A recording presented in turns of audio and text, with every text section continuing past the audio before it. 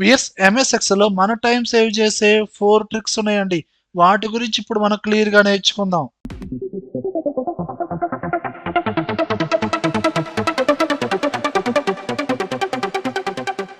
VS ఈ practice file link అనేది కింద కామెంట్ సెక్షన్ లో ఇచ్చానండి. డౌన్లోడ్ చేసుకొని ప్రాక్టీస్ చేయండి. విఎస్ ఎంఎస్ ఎక్సెల్ లో మనం క్రియేట్ చేసే రిపోర్ట్ లో నార్మల్ గా సీరియల్ నెంబర్స్ ఎంటర్ చేయడం అనేది బేసిక్ అండి. ఇప్పుడు జనరల్ గా సీరియల్ నెంబర్స్ అనేది ఇండివిజువల్ గానే మనం డైరెక్ట్ గా ఎంటర్ చేస్తాం. అలా కాకుండా ఆటోమేటిక్ గా సీరియల్ నెంబర్స్ అనేది జనరేట్ అయ్యేటట్టు చేయొచ్చండి. ఎలానో చూడండి. ఇక్కడ నేను సీరియల్ నెంబర్ తర్వాత ఎంప్లాయ్ నేమ్ అనేది ఎప్పుడైతే టైప్ చేస్తానో రవి, ఆటోమేటిక్ గా సీరియల్ నెంబర్ జనరేట్ అవుతుంది చూడండి. ఇక్కడ మెయిల్ తెనాలి సేల్స్ అండ్ ఇక్కడ సీరియల్ నెంబర్ ఎంటర్ చేయట్లేదండి. జస్ట్ నేమ్ మాత్రమే ఎంటర్ చేస్తున్నానండి. లక్ష్మి, ఆటోమేటిక్ గా సీరియల్ నెంబర్ జనరేట్ అవుతుంది. జస్ట్ నేమ్ ఎంటర్ చేయండి చాలు. ప్రసాద్, విజయ్. ఈ సీరియల్ నెంబర్స్ అనేది ఆటోమేటిక్ గా ఎలా అప్డేట్ అవుతున్నాయి, మనం ఎలాంటి ఫార్ములా యూజ్ చేసాం చూడండి. ఇక్కడ మనకి ఆటోమేటిక్ గా సీరియల్ నెంబర్ ఎక్కడైతే రావాలో ఆ సెల్ లోనే మీరు ఫార్ములా అప్లై చేయండి. ఇక్కడ ఫార్ములా వచ్చి ఈక్వల్ టు సీక్వెన్స్ అనే ఫార్ములా యూజ్ చేయండి. Equal to sequence, sequence open braces, sequence లోనే మీరు count to A formula use చేయండి. కౌంట్ టు ఏ. ఇప్పుడు ఎంప్లాయీ నేమ్స్ అనేది ఎక్కడి నుంచి ఎక్కడ దాకా అయితే ఎంటర్ చేస్తారో అంతవరకు మీకు సీరియల్ నెంబర్స్ ఆటోమేటిక్ అప్డేట్ అవ్వాలి కదండి. కాబట్టి మీరు ఏం చేస్తారు, ఆ ఎంప్లాయీ నేమ్ రేంజ్ ఎక్కడ దాకా అయితే కావాలో అక్కడ దాకా సెలక్షన్ చేయండి. నేను B3 నుంచి B12 దాకా ఈ విధంగా సెలక్షన్ చేసి క్లోజ్ చేయండి. ఇక్కడ +1 సీక్వెన్స్ ఫార్ములా కూడా క్లోజ్ చేయండి. ఎంటర్ కొట్టండి. ఇదిగోండి ఇక్కడ already first person name type చేశారు కాబట్టి సెకండ్ అనే నెంబర్ జనరేట్ అయింది. ఇక్కడ నేమ్ టైప్ చేయండి విజయ్. ఆటోమేటిక్ గా సీరియల్ నెంబర్స్ అప్డేట్ అవుతున్నాయి కదా. ఎంతవరకు అప్డేట్ అయ్యింది, మీ రేంజ్ అనేది థర్డ్ సెల్ నుంచి 12th సెల్ దాకా ఇక్కడ దాకా మీకు సీరియల్ నెంబర్స్ అనేది ఆటోమేటిక్ గా అప్డేట్ అవుతాయండి. లేదండి నాకు A3 నుంచి A300 దాకా అప్డేట్ అవ్వాలండి. అప్పుడు మీరు ఏం చేస్తారు, ఈ ఫార్ములాని ఎడిట్ చేసి ఇందులో మనకి ఎంప్లాయీ నేమ్ రేంజ్ ఉంది కదండి. ఈ రేంజ్ ని సెలక్షన్ చేసి ఎక్కడ దాకా అయితే కావాలో అక్కడ దాకా సెలక్షన్ చేయండి. B300 దాకా సెలక్షన్ చేయండి. సెలక్షన్ చేసి ఎంటర్ కొట్టండి. ఇప్పుడు ఆ రేంజ్ వరకు ఇక్కడ మీరు ఎంప్లాయీ నెంబర్స్ టైప్ చేశారనుకోండి, ఆటోమేటిక్ గా సీరియల్ నెంబర్స్ అనేది అప్డేట్ అయిపోతాయండి. ఓకేనా. ఇలా ఎక్సెల్ లో సీరియల్ నెంబర్స్ ని ఆటోమేటిక్ గా జనరేట్ అయ్యేటట్టు చేయొచ్చు ఫార్ములా యూజ్ చేసి. Okay weirs. చూడండి వియర్స్, ఇక్కడ ఒక సేల్స్ రిపోర్ట్ ఉందండి. ఎంప్లాయీ నేమ్, వాళ్ళ ప్లేస్ అండ్ వాళ్ళు సేల్ చేసిన వాల్యూస్ ఉన్నాయండి. ఇక్కడ సపరేట్ గా సెల్ లో డిఫరెన్స్ 30% ఇలా ఇచ్చానండి. ఇదేంటంటే ఇక్కడ ఇచ్చిన పర్సంటేజ్ ప్రకారంగా, అంటే ఇక్కడ మనకి అబ్జర్వ్ చేస్తే ఫస్ట్ సేల్ జరిగింది 5729 జరిగిందండి. సెకండ్ సేల్స్ ఎంత జరిగింది 5871. రెండింటిని కంపేర్ చేస్తే ఒక 2% లేదంటే ఒక 1% ఎక్స్ట్రాగా సేల్ జరిగింది, అంతే కదండి.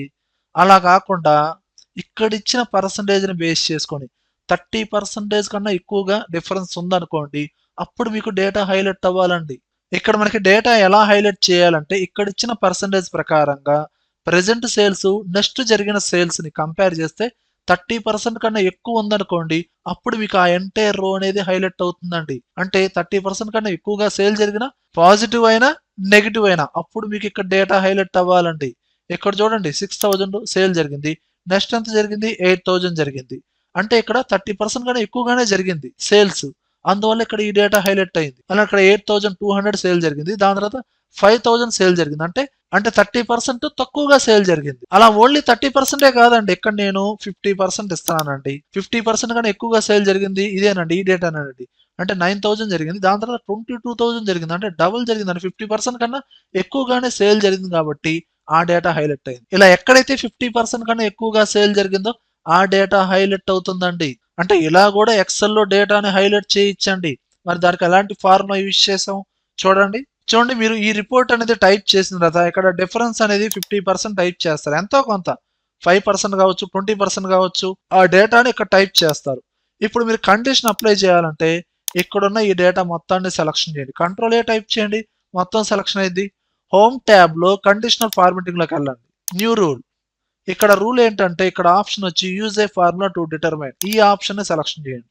ఇక్కడ ఫార్ములా వచ్చి ఈక్వల్ టు ABS యూజ్ చేయండి. ఓపెన్ బ్రేసెస్, ఇక్కడ మనకి సేల్స్ ని బట్టి ఇక్కడ ఇచ్చిన డిఫరెన్స్ ని బట్టి ఈ ఎంటైర్ రో హైలైట్ అవ్వాలి. సేల్సే కదండి మెయిన్ టార్గెట్. ఈ సేల్స్ లో ప్రెసెంట్ సేల్స్ ని ఫస్ట్ సెల్ ని రెఫరెన్స్ గా తీసుకోండి. ఇక్కడ మనకి కాలం అనేది ఫ్రీజ్ అవ్వాలి, రో అనేది మనకి అప్డేట్ అవుతూ ఉండాలి. అంటే మీరు ఏం చేస్తారు, కాలం ముందు డాలర్ సింబల్ ఉంచండి, రో ముందు డాలర్ సింబల్ రిమూవ్ చేయండి. మీరు డైరెక్ట్ గా ఇలా ఎడిట్ చేసి డాలర్ సింబల్ రిమూవ్ చేయొచ్చు, లేదా కీబోర్డ్ లో F4 క్లిక్ చేయండి ఈ విధంగా. ఓకేనా, $C3 ఇలా రావాలి. మైనస్ ప్రీవియస్ సేల్స్, ఇక్కడ ఉన్న ఈ సేల్స్ హెడ్డింగ్ ని రెఫరెన్స్ గా తీసుకోండి. దీన్ని ఏం చేస్తారు, ఆ రో ముందు డాలర్ సింబల్ అనేది రిమూవ్ చేయండి, క్లోజ్ చేయండి. బై మళ్ళీ సేల్స్ హెడ్డింగ్ ని రెఫరెన్స్ గా తీసుకోండి, అంటే ప్రీవియస్ సేల్స్ ని రెఫరెన్స్ గా తీసుకోండి. అండ్ రోని అన్ఫ్రీజ్ చేయండి, ఫ్రీజ్ అయి ఉంది, డాలర్ సింబల్ రిమూవ్ చేయండి. గ్రేటర్ దాన్ మీరు డిఫరెన్స్ ఎక్కడైతే టైప్ చేస్తారో ఆ సెల్ ని రెఫరెన్స్ గా తీసుకోండి. ఇలా మీరు ఫార్ములా యూజ్ చేయండి. ఈ సెల్ అనేది ఫ్రీజ్ అయి ఉండాలి, అంతే ఉండాలండి. అండ్ ఏ కలర్ తో హైలైట్ అవ్వాలో ఆ ఫార్మేట్ అనేది ఇక్కడ చూజ్ చేసుకోండి. ఫార్ములా ఎలా అప్లై చేసాం అర్థమైంది కదండి. ఫార్మేట్ లోకి వెళ్ళండి, ఫిల్ ఎల్లో కలర్ ఫిల్ అవ్వాలండి. ఫాంట్ వచ్చి బోల్డ్ కొంచెం థిక్ గా రావాలి. ఓకే ప్రెస్ చేయండి. ఓకే, అదిగోండి ఆటోమేటిక్గా 50% డిఫరెన్స్ ఉన్న డేటా మొత్తం ఆ ఎంటైర్ రో అనేది హైలైట్ అవుతుందండి. అదే మీరు ఇక్కడ 20% ఇచ్చారనుకోండి, 20% డిఫరెన్స్ తో చాలా డేటా ఉందండి. క్లియర్ గా అబ్జర్వ్ చేయండి, హైలైట్ అవ్వని డేటాని హైలైట్ అయ్యే డేటా క్లియర్ గా మనం థింక్ చేయొచ్చు. ఇక్కడ చూస్తే మౌనిక ఒంగోలు 6500, నెక్స్ట్ సేల్స్ 6450, మనకి 20% అయితే లేదండి, ఇంకా చాలా తక్కువగానే ఉంది, 5% 3% ఉంది, అందుకని హైలైట్ అవ్వలేదు. కానీ ఇక్కడ చూడండి, మూర్తి గుంటూరు 6600, నెక్స్ట్ జరిగిన సేల్స్ 8120, 20% కన్నా ఎక్కువగానే డిఫరెన్స్ ఉంది కాబట్టి డేటా హైలైట్ అవుతుంది. మీరు ఇచ్చిన డిఫరెన్స్ ప్రకారంగా ఇక్కడ 80% ఇస్తున్నా, 80% ఎక్కువగా ఇక్కడ మనకి డిఫరెన్స్ ఉంది కాబట్టి ఆ రో అనేది హైలైట్ చేయించండి. ఇలా మీ సిచ్యువేషన్ బట్టి డిఫరెంట్ రిపోర్ట్ లో ఇలా కూడా మనం డేటాని హైలైట్ చేయొచ్చు. ఓకేనా, చూడండి వేర్స్, ఈ రిపోర్ట్ లో చూసుకుంటే ఇక్కడ కేటగిరీ, వాటికి సంబంధించిన ప్రోడక్ట్స్ ఇచ్చానండి. వాటిని కౌంట్ ఫైండ్ అవుట్ చేయాలండి. ప్రోడక్ట్స్ ఎలా ఇచ్చాను, డిఫరెంట్ ప్రోడక్ట్స్ ఉన్నాయి, మొత్తం కలిపి ఒకే సెల్లో ఇచ్చాను. ప్రతి ప్రోడక్ట్ కి కామా ఇచ్చుకుంటూ వచ్చి ఒకే సెల్లో ఇచ్చానండి. మరి వీటిని కౌంట్ చేయాలంటే, మనం జనరల్ గా కౌంట్ చేయాలంటే ఆ డేటా ఇండివిజువల్ సెల్స్ లో ఉంటే మనం కౌంట్ చేయొచ్చు, కౌంట్ అనే ఫార్ములా యూజ్ చేస్తాం. కానీ ఇప్పుడు ఈ విధంగా డేటా ఉంటే కౌంట్ చేయొచ్చా అంటే చేయొచ్చు. మనకి బేసిక్ గా ఎలా తెలుసు అండి, మీరేం చేస్తారు, ముందు ఈ డేటాని సపరేట్ సెల్స్ లో స్ప్లిట్ చేసి దాని తర్వాత ఈ సెల్స్ మొత్తానికి కలిపి కౌంట్ అనే ఫార్ములా యూజ్ చేస్తాం. ఇదంతా టైం వేస్ట్ అండి, మీరు డైరెక్ట్ గా అప్లై చేయొచ్చు. ఎలానో చూడండి, ఇక్కడ నేను కౌంట్ ఏ ఫార్ములా యూజ్ చేస్తాను. కౌంట్ ఏ అనేది నెంబర్స్ అయినా టెస్ట్ అయినా దేన్నైనా కౌంట్ చేస్తుంది. కౌంట్ ఏలోనే దేన్ని కౌంట్ చేయాలి, ఈ సెల్లో ఉన్న డేటాని కౌంట్ చేయాలి, కానీ ఈ డేటాని స్ప్లిట్ చేయాలి. స్ప్లిట్ చేయాలంటే మనం యూజ్ చేసే ఫంక్షన్ ఏంటండి, టెస్ట్ స్ప్లిట్. అందులోనే టెస్ట్ స్ప్లిట్ అనే ఫంక్షన్ యూజ్ చేస్తున్నాను. అంటే కౌంట్ ఏలోనే టెస్ట్ స్ప్లిట్ అనే ఫంక్షన్ యూజ్ చేసి ఆ ప్రోడక్ట్ సెల్ ని రిఫరెన్స్ గా తీసుకోండి, కామా ప్రోడక్ట్ కి మధ్యలో ఏముందండి, ఏ సింబల్ అయితే ఉందో దాన్ని డబుల్ కొటేషన్ లో ఇవ్వండి, డబుల్ కొటేషన్ లో కామా. ఒకవేళ స్పేస్ ఉందనుకోండి, డబుల్ కొటేషన్ లో స్పేస్ ఇవ్వండి. డాష్ సింబల్ ఉందనుకోండి, డాష్ సింబల్ ఇవ్వండి. కామా ఉంది కాబట్టి కామా ఇచ్చారు. టెస్ట్ స్ప్లిట్ ఫార్ములాని క్లోజ్ చేయండి, కౌంట్ ఏ ఫార్ములాని క్లోజ్ చేయండి, ఎంటర్ కొట్టండి.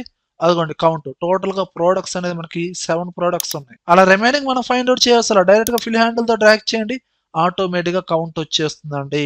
ఇలా ఒకే సెల్ లో కంబైన్డ్ గా ఉన్న డేటాను కూడా మనం కౌంట్ చేయొచ్చు. కౌంట్ ఏ, టెస్ట్ స్ప్లిట్, ఈ 2 ఫార్ములాస్ ని కంబైన్ చేస్తూ కూడా మనం రిజల్ట్ అని ఫైండ్ అవుట్ చేయొచ్చండి. రిపోర్ట్ ని ల్యాగ్ చేయాల్సిన అవసరం లేదు. ఓకేనా,